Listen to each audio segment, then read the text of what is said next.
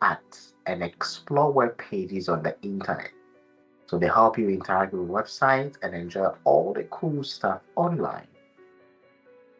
And I know you know some of the examples. So we've got examples like Microsoft Edge, Mozilla Firefox, Google Chrome, Safari, Opera. We've got Netscape Navigator and a host of them. So you can just do a simple search on Google, types of web browsers, and you get all the examples that there is to it. So what is the main job of our browser is just basically get you what web pages from the internet and show them to you on your screen. So it can be on your phone, it can be on your desktop, it can also be on your laptop. And we see that they are powerful tools that you can set up to fit how you like to work and keep you safe while browsing online. So this is the knowing bit. When we get to the doing bit, we look at customizations of our web browsers to help us stay safe online. So we're taking it step by step. This is level 1 of technology basics. So let's continue. So you need to also understand the interface of the web browser. So we've got our window tab. So if you want another tab, you click on the plus sign, it opens another tab where you can go into the address bar, or what we call the URL. So www.bing.com, www.fitsgh.net. So that's my website. Facebook.com. So that's the URL for that particular website. Then we have the browser window title. Then we have, other bits and pieces. So just understand that if you want to get into a website, you will need to type the website's address into the address bar, and you've got a Windows tab. You can open as many tabs as you want. Then to visit, I've already explained. So you type it in the uniform resource locator, then you hit enter on the keyboard. It takes you to the website. Then you can go through, get whatever information you need, and you're good to go. So when you usually visit web pages, it changes to the new page's address.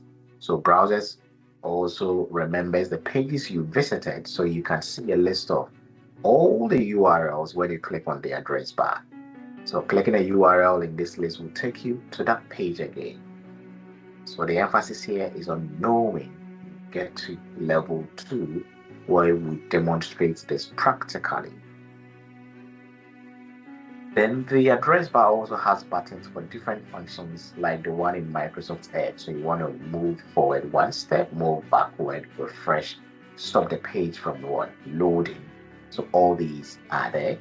Then we also have the browser scroll bar. So if the window is too small and the information cannot fit on the page, then you see the vertical and horizontal scroll bar, especially when you've resized your windows.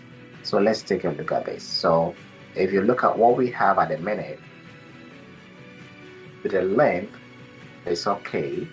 We can see the information in full view, but there is an issue.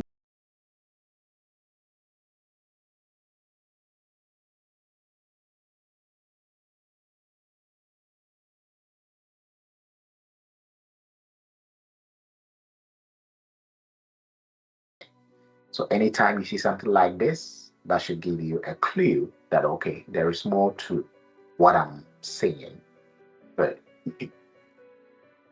adding, then we have the standard Windows control buttons. So you open an application, you'll definitely see these buttons. So this will close the window or exit the application. Then we have the restore down. Then we have restore up. That is if you want to, if you maximize, it fills the entire screen. You click it again, it restores it to a manageable size on your screen. So that's for the restore down. So take note of these, buttons. Then minimize, will just move it to your taskbar whilst you focus on, working on other applications. So that is what we term as multitasking. Yeah, good, well done. Then we look at the browser window tabs. So modern browsers let you use tabs to view different websites. So I demonstrated that earlier. Click on the plus sign, another tab, another tab, another tab. Then you can just be switching between tabs, okay? Within the same window. And I think it's a cool feature. You don't need to open different, browser windows. So if you want to open a new tab, you can click the new tab button. Sometimes you can press Ctrl T, which is the keyboard shortcut for that. Then you can also right click on an existing tab and select one new tab. And also click file in the menu bar, then select new tab. So whichever process you use, you're still going to arrive at the same destination. So when you open a new tab, the browser might show pictures of your favorite or suggested website. So you can click on these pictures to quickly visit those sites. So we're still under what? Level 1. We need to know, okay? Technology basics. Don't forget that. So this is a typical Google Chrome. You have your Google search engine as the home page, so to speak. Then these are your favorite sites or frequently visited sites. You can add shortcuts so that you don't need to type it. You click on it, it takes you there. You've got your Gmail, you've got your images, you've got the apps that you can use within the Google Suite, so to speak. Then you can also customize. But you just need to know we're not at level 2 yet, where you demonstrate or you execute, or probably, for want of a better word, do. Okay.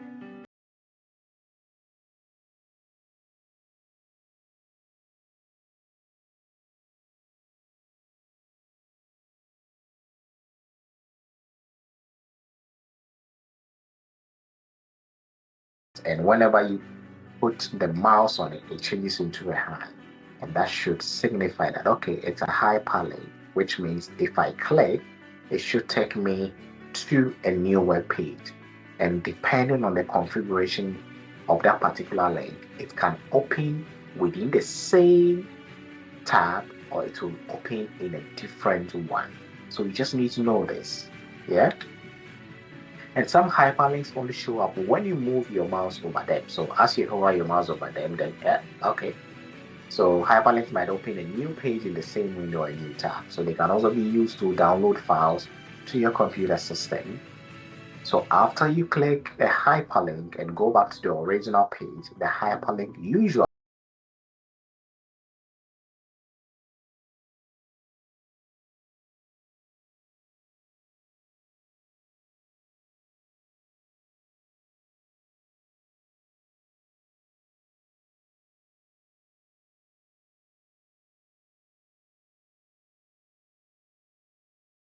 So these are some examples. So I'll just leave that to you to decide which one is Opera, which one is Safari.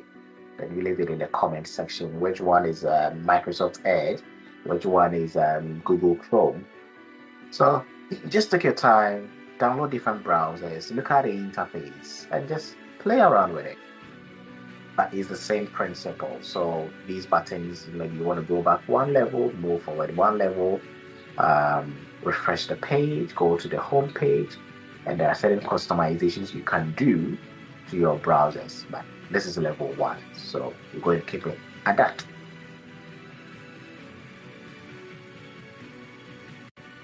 So let's take a look at our case study before we end the session. So Sharon monitors a bank account using a bank's website. So which of the following software applications does she most likely use to access her bank's website? So we've talked about browsers and we want to go visit the bank's website. It should be pretty much easy. So 1A, do we need a search engine? B, do we need a database? C, do we need a web browser? And D, do we need a spreadsheet?